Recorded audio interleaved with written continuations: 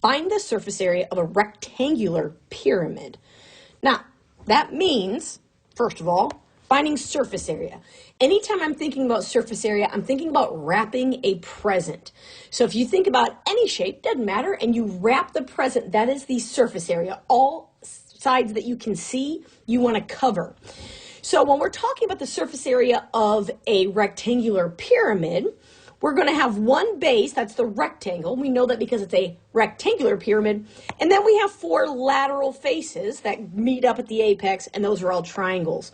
So thinking about this in a pretty horribly drawn way, first we have ourselves the pyramid. And we know that the base is a rectangle. So if we want to cover that, length times width will tell us the area of the base. Now, each side, right, is a triangle, and because it's a rectangle, not necessarily a square, we know that these four triangles are not all the same. Because it's a rectangle and opposite sides of a rectangle are congruent, we know the opposite triangles will also be congruent. So in my picture here, the top and the bottom triangles will be congruent, and then the right and the left, so we have two of each. Okay, now we're going to need to find what we call the slant height of these triangles. So if you think about, picture a pyramid in your head, and the triangle sides, right, they slant. But we need to know the height of those in order to find the area of the triangle, because that's base times height. So we're going to call the slant height of the triangles on the length. So if you think about the area for that triangle would be 1/2. The base is the length times the height of that triangle, which is C. And we know there are two of them. So if we multiply by 2, 2 cancels out with 1/2, and that's how we get LC or CL. That same process is done for the triangles that are on the side of the width, which is how we get DW, and then the length and width of the base. So our formula for surface area is CL plus DW plus LW, where C and D are the slant heights of the triangles. Okay, so let's do a problem here. We're going to find the surface area of the pyramid, round all values to 2 decimal places as needed. So we're given the length is 10, the width is 6, and we need to work on some formulas here in order to get those. So we have to be able to find C and D. So we're gonna actually go to a blank spot here. The formulas for C and D, just so we have them, we can find C by taking the square root of W over 2 squared plus H squared. Because if you think of this, let's go back to just that triangle where we had W and then this is, length. I got the wrong one. Length. And this is C. So when we talk about this, this allows us to say, okay, in order to find C, the height of, if we draw this out this way, this is C, this is the height, and then this is half of L, right?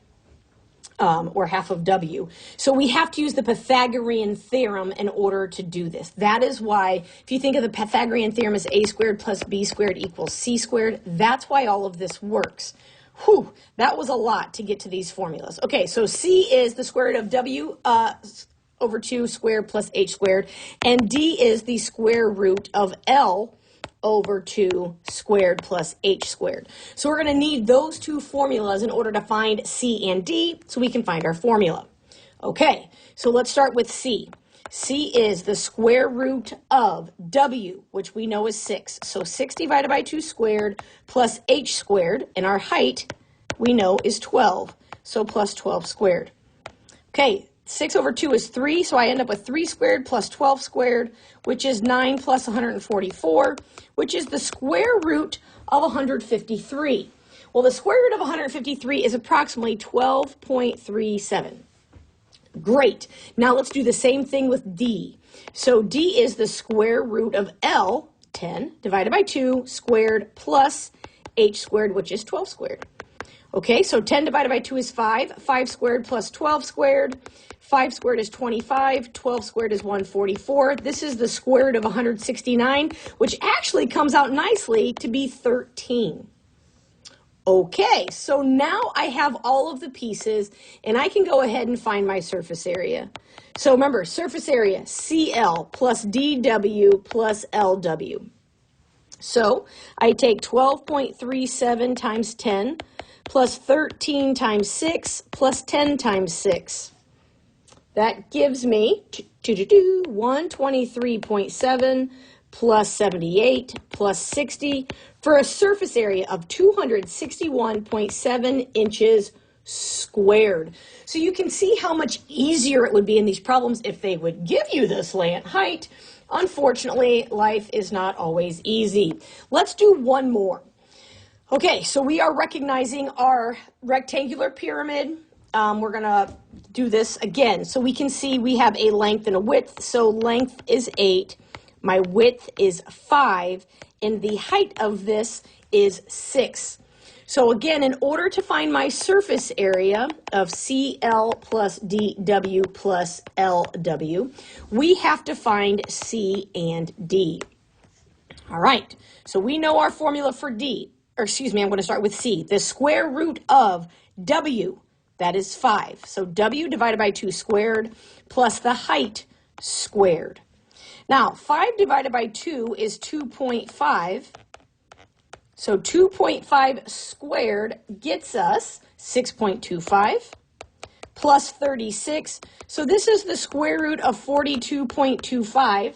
And if you plug that into your calculator, it comes out actually nicely to 6.5. I love things that come out nicely. Then we find our value of D. So remember that D is the square root of L divided by 2 squared plus 12 squared.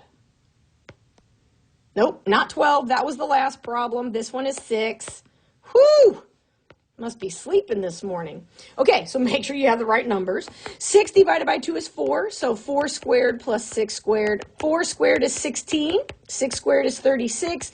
That means I have the square root of 52, which rounds to be 7.21. So not quite as nice as the other one. All right, so let's plug this into our formula. Our surface area is 6.5 times 8, right, CL, plus D, 7.21 times W, which is 5, plus 8 times 5. So we multiply, and we get 52, plus 36.05, plus 40, and that gives us a surface area of 128.05 centimeters squared. So surface area of rectangular pyramids, not the easiest problems, but very rewarding when you finish.